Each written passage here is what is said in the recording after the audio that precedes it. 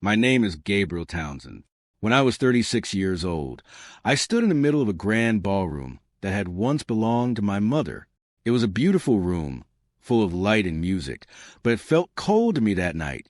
I watched my stepmother lift her hand and point at me from across the room. She signaled the security guards and told them, loudly enough for everyone to hear, to remove me. She said I wasn't family. I didn't argue. I picked up my coat and walked out. But by the time the valet brought my car around, something had shifted inside me.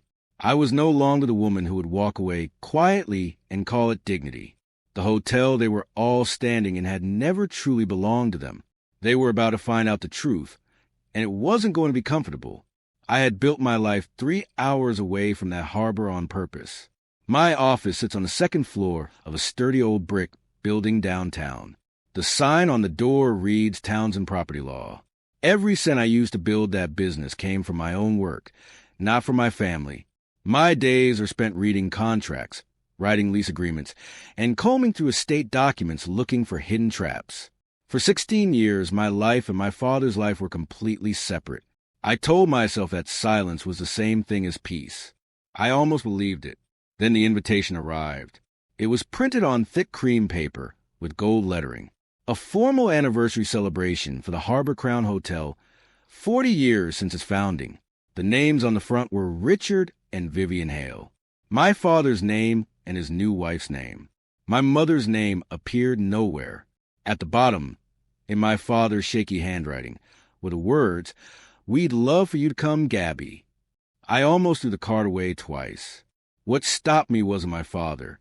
It was the address, the Harbor Crown. My mother, Diane Townsend, had bought that building in 1985 when it was practically a ruin. 40 rooms, a leaking roof, a rotting dock. The bank laughed at her when she asked for a loan. She risked everything she had, not once but twice. She painted the rooms herself and learned to fix the boiler in the basement with her own hands. By the time I was old enough to walk those halls, important people were booking the best rooms years in advance. Every evening at 6 o'clock, a bell on a floating marker in the harbor would ring out over the water. Whenever my mother heard it, she would stop whatever she was doing just to listen. She had a small brass sign placed beside a tall lobby window that looked straight out at the harbor. It read, "Built on the water, kept by the people who mean it." As a little girl, I used to trace those letters with my fingers while she worked. She got sick when I was 20, the kind of sick that doctors couldn't fix. She ran her hotel from a chair, then from her bed, until she had no strength left. She died in March. I was a college student standing at a funeral in a black dress that didn't fit right, feeling like the world had gone hollow. My father held my hand and told me we would figure things out together. We never spoke about the hotel again. 3 years later, Vivian appeared. My father hired her to modernize the property. She was polished and capable. With a laugh, she could switch on whenever it suited her. Within a year, she was my stepmother. Within 2, she was the one in charge. I watched it happen from a distance, like watching a storm cross open water. She renamed my mother's charity. She took down the brass sign for repairs that never ended. She rebranded the entire hotel under the name Hale Collection and had the history rewritten so that the property seemed to begin the year she and my father married. Her daughter, Brooke, was given a senior title in a top-floor office, despite never having worked a day in hospitality. I tried to speak up once. For years ago, at a Thanksgiving dinner I should have skipped, I asked calmly why my mother's name was no longer displayed anywhere in the building. Vivian put down her glass, looked at me as though I had tracked mud across her carpet, and told me that Diane was gone. My father stared at his plate. Brooke hid a smile behind her napkin. I left that night and didn't return until the gold invitation arrived. I drove to the hotel telling myself I would stay an hour. The building was stunning against the dark water, all warm light and reflection, exactly like the photograph my mother kept beside her bed. I sat in my car for a moment, gathered myself, then walked inside. The lobby hit me like a fist. Where my mother's brass sign had stood, there was now a sleek metal screen displaying a Hale Collection name and a founding date that was simply a lie. An old man spoke my name. It was Sal, who had worked the door since before I was born. He took my coat the way he used to take my mother's. He leaned close and told me quietly that someone had to remember what this place really was. He said they had put all the old things, including my mother's sign, in a storage room on the 4th floor. He couldn't stop them, but he knew where it was. Before I could respond, Vivian crossed the room toward me. Her smile was fixed and still. She asked what I was doing there. I told her my father had invited me. She said there had been a mistake, that this was a private event for family and partners. I told her I was family. That was when she raised her hand, gestured to the security guards, and said loudly, "Remove her. She's not family." The room went quiet.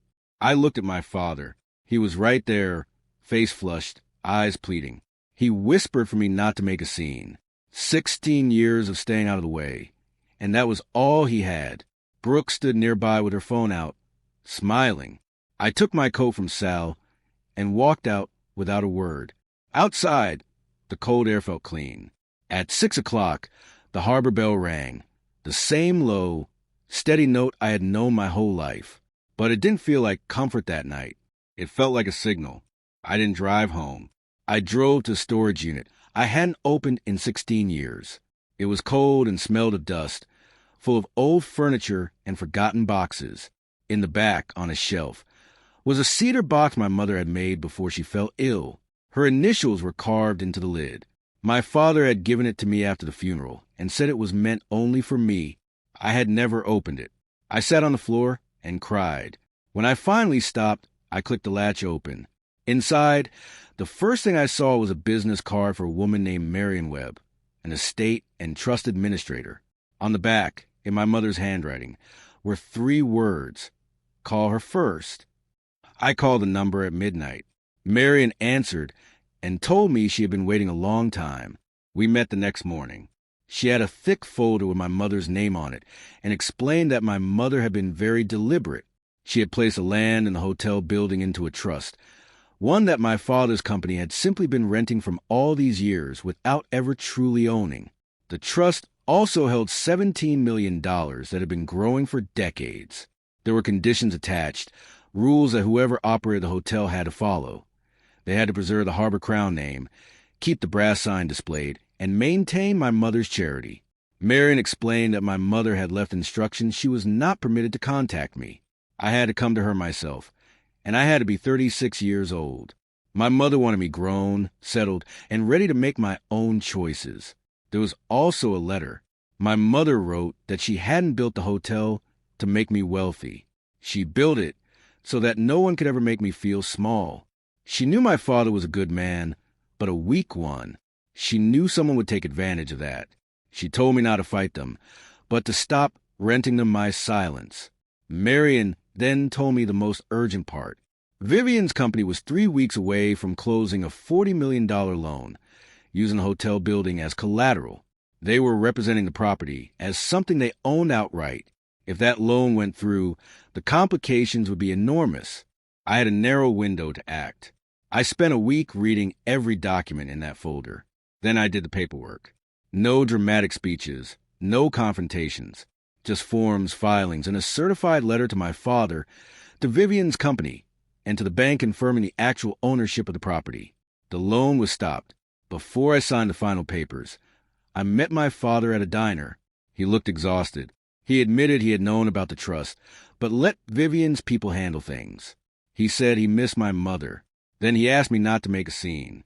I understood then that he would always choose his own ease over what was right. I told him I wasn't making a scene. I was just telling the truth on paper. I signed on a Tuesday morning. Just me, a cup of coffee, and a pen. My phone rang 68 times before the day was out. I didn't answer. That evening, Vivian and my father appeared at my apartment, frantic. Vivian told me I was stealing their business. I showed her the documents. I showed her the rule about the name, the sign, the charity. I reminded her that she was the one who had stood in a crowded room and declared I wasn't family. I told her simply, I'm the landlord. Vivian and Brooke chose to leave. My father stayed on in a small role because I still love him, even though I no longer expect anything from him. The hotel has its real name back. The brass sign is polished and hanging beside the window that looks out of the water. My mother's charity is operating again. I still run my law firm, but I visit the hotel every weekend.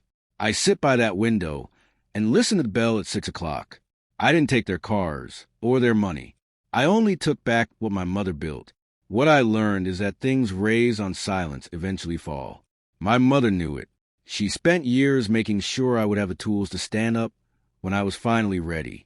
All it took was one box, one signature, and a decision to stop walking away. If anyone has ever made you feel like a visitor in your own life, I hope this reminds you that the truth doesn't expire. It just waits.